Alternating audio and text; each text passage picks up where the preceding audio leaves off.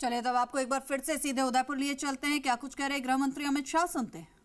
देश मेवाड़ ने जो लड़ाई लड़ी मुगलों के सामने, इसको सिर झुकाकर प्रणाम करता है।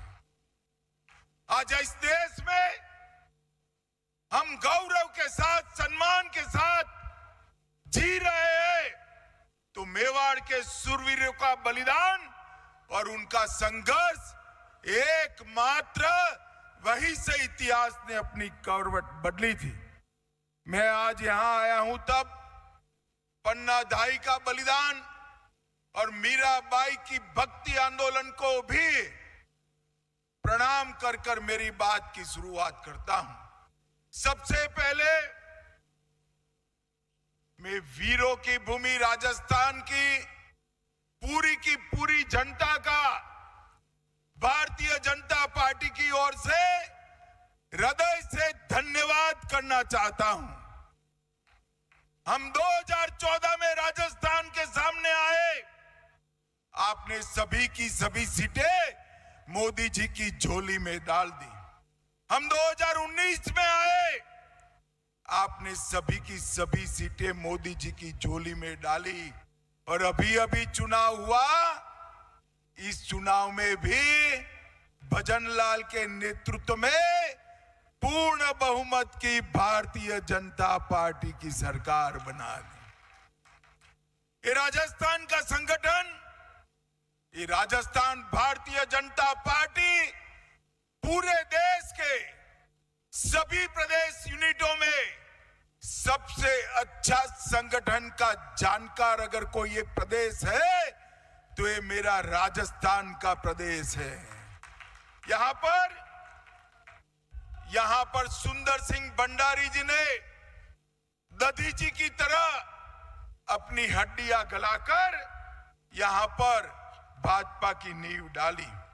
मित्रों, जब मैं आज यहां आया हूं तब 2 दिन पहले ही हमारे नेता और देश के प्रधानमंत्री मोदी जी ने राष्ट्रीय परिषद में हमारा आह्वान किया है। वहां से 2 नारे दिए गए। पहला नारा था अब की बार, अरे जोर से बोलो, महाराणा प्रताप की भूमि के कार्यकर्ता हो, अब की बार, फिर एक बार, जोर से बोलिए जरा, फिर एक बार। अब अगर 400 पार करना है और मजबूती के साथ मोदी सरकार बनानी है तो राजस्थान में कहीं भी गलती नहीं होनी चाहिए। फिर से एक बार हैट्रिक लगाकर 25 की 25 सीटें मोदी जी की झोली में डालनी है। भाई और बहनों, हाथ उठाकर मुट्ठी भींचकर बताओ, सभी की सभी सीटें मोदी जी की झोली में डालेंगे क्या? सब सीटों पर कमल विजयी होगा? 400 पार करेंगे क्या? फिर से मोदी सरकार बनाएंगे क्या? भाई और बहनों, ये भारतीय जनता पार्टी की विजय यात्रा, इसका अर्जुन भी आप हो और इसके कृष्ण भी आप हो। आप ही कोई विजय यात्रा को आगे बढ़ाना है। भाइयों और बहनों, कांग्रेस पार्टी ये परिवारवादी पार्टी है। इतना ही नहीं, ये दिशा विहीन पार्टी। मोदी जी ने 10 साल के अंदर देश के 25 करोड़ गरीबों को गरीबी रेखा के बाहर लाने का काम किया। हर गरीब को घर का घर दिया, शौचालय दिया, गैस का सिलेंडर दिया, घर प्रति व्यक्ति प्रति माह 5 किलो अनाज फ्री ऑफ कॉस्ट दिया, 5 लाख तक की सभी दवाइयों का खर्चा आज नरेंद्र मोदी सरकार उठा रही है। और देश भर में हर किसान को 6,000 मिल रहा है। बच की जगह राजस्थान के किसानों को 8,000 रुपया देने का काम किया है। भजनलाल जी ने, भाजपा सरकार ने 450 रुपये में गैस का सिलेंडर हर गरीब को देने का काम किया है। 70 लाख से ज्यादा माताओं को 450 रुपये में गैस का सिलेंडर देने का काम भजनलाल शर्मा की सरकार ने किया है। नरेंद्र मोदी सरकार ने इस देश को सुरक्षित करने का काम, जब कांग्रेस की सरकार थी, मनमोहन सिंह की सरकार थी, मित्रों, पाकिस्तान से आए दिन आलिया, मालिया, जमालिया घुस जाते थे, बम धमाके करते थे। आपने मोदी सरकार बना दी, पाकिस्तान की आदत नहीं करी। पूंछ और उरी में हमारे जवानों पर गोलियां चलाकर भून दिया, पुलवामा में हमला किया, मगर पाकिस्तान वालों को याद नहीं रहा, सरकार बदल गई। मोदी जी ने 10 ही दिन में सर्जिकल स्ट्राइक और एयर स्ट्राइक कर पाकिस्तान के घर में घुसकर बदला लेने का काम किया।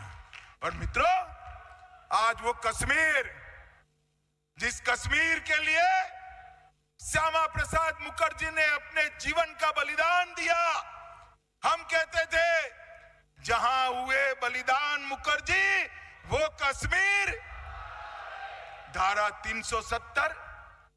सब लोग हंसते थे कि भाजपा वाले 1950 से कहते हैं धारा 370 हम हटाएंगे, इसका विरोध किया था। अटल जी की सरकार बनी, हटाने का नाम नहीं दिया, मगर उस वक्त हमारे पास पूर्ण बहुमत नहीं था। 5 अगस्त 2019 को मोदी जी ने धारा 370 को हमेशा के लिए हटा दिया। और आज एक कश्मीर जहां हर रोज बम धमाके होते थे, आज भारत माता का मुकुटमणि कश्मीर आन बान और शान के साथ भारत माता के मुकुट पर है, और दुनिया की कोई ताकत कश्मीर को हाथ नहीं लगा सकती। ये नरेंद्र मोदी ने किया है। भाई और बहनों, हमने वादा किया था हिमाचल में पालमपुर कार्यकारिणी में कि हम राम मंदिर बनाएंगे। भगवान राम जो करोड़ों लोगों के आराध्य है, वो एक टेंट में अपमानित होकर अपना स्थान गंवा कर बैठे थे। मित्रों, एक कांग्रेस पार्टी ने प्रभु श्री राम के मंदिर के मुद्दे को अटका कर रखा, लटका कर रखा, भटका कर रखा। कहीं पर भी इनकी मनसा नहीं थी कि अयोध्या में राम मंदिर बने। हम कहते थे कि हम राम मंदिर बनाएंगे और वहीं बनाएंगे जहां रामलल्ला का जन्म हुआ था, मगर हमें ताने लगाए जाते थे, कब बनाएंगे, कब बनाएंगे। और इस 22 जनवरी 2024 को वो दिन आ गया, मोदी जी ने रामलल्ला की प्राण प्रतिष्ठा कर पूरे भारत को हर्षित और आनंदित कर दिया।